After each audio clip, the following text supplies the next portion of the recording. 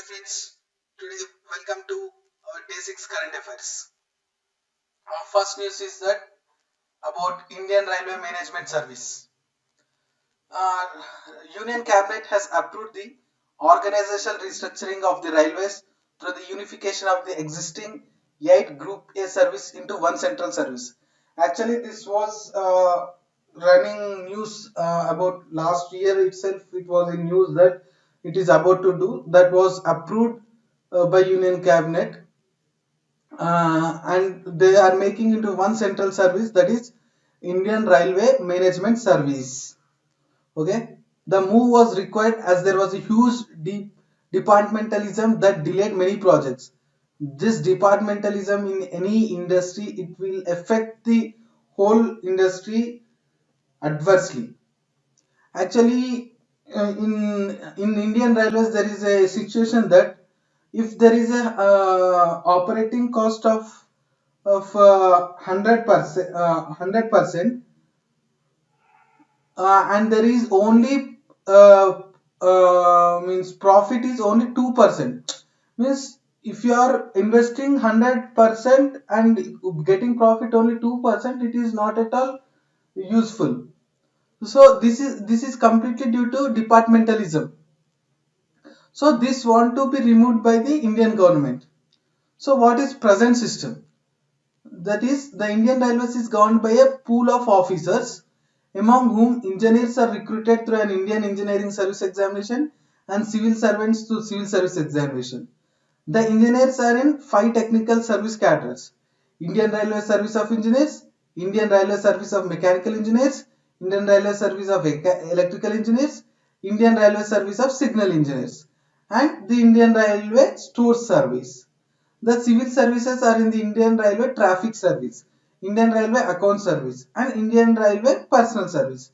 Like this, the people are recruited through IES and Civil Services Examination, Indian Engineering Services Examination, and through UPSC Civil Service Examinations. What the government is thinking to do? Change with the restructure. Means they want to do that. The chairman along with means they will recruit a chairman. The chairman along with 4 members responsible for infrastructure, operation and business development, rolling stock, and finance respectively will form the railway board.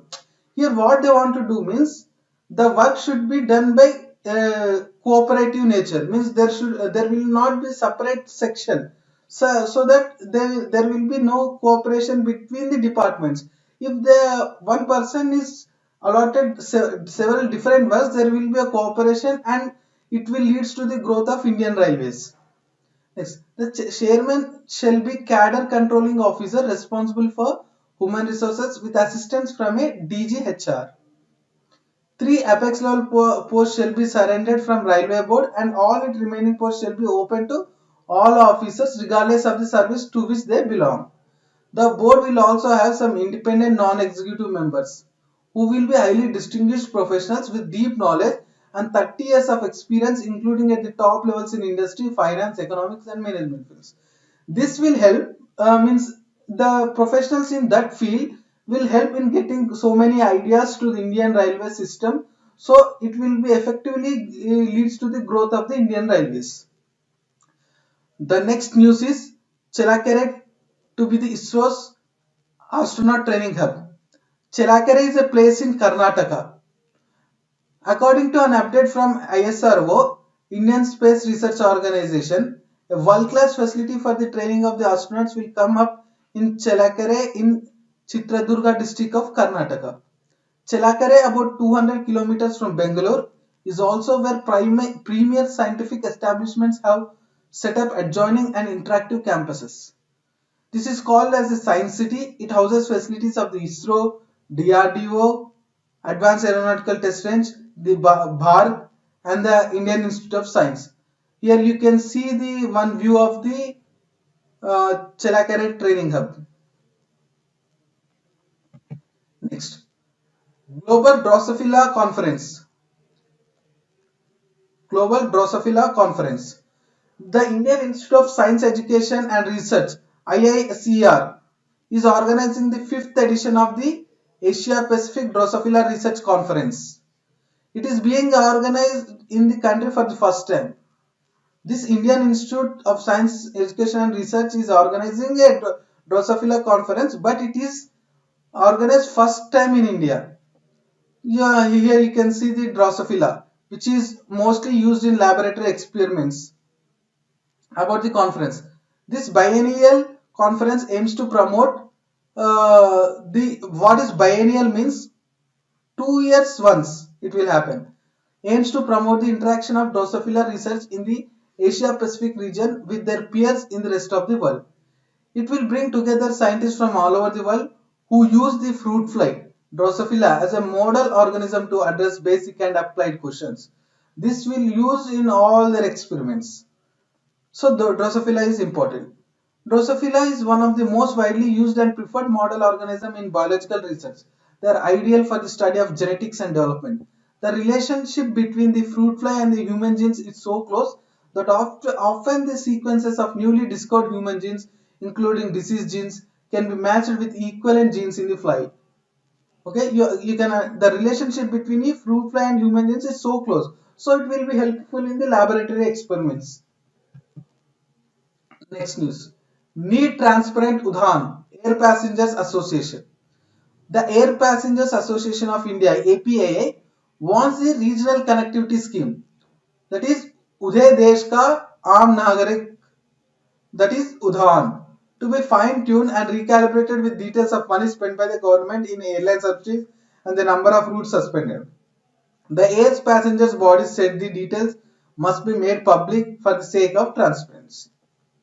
Next. Next news, Saras Mk2. It is the first indigenous light transport aircraft designed by the National Aerospace Laboratories. This was designed by NAL. You can see here the picture of the Saras Mk2. It is one of the indigenous light transport aircraft. The 19-seater aircraft developed with a target cost of 50 crores. It is at least 20 to 25% lower in cost of other aircraft in similar category, which is we can appreciate the NAL in this regard. Significance. It is slated to be one of the biggest achievements under the Make in India mission.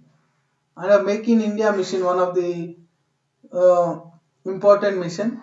The CSIR NAL, without prior experience, designed and developed the first prototype of Saras.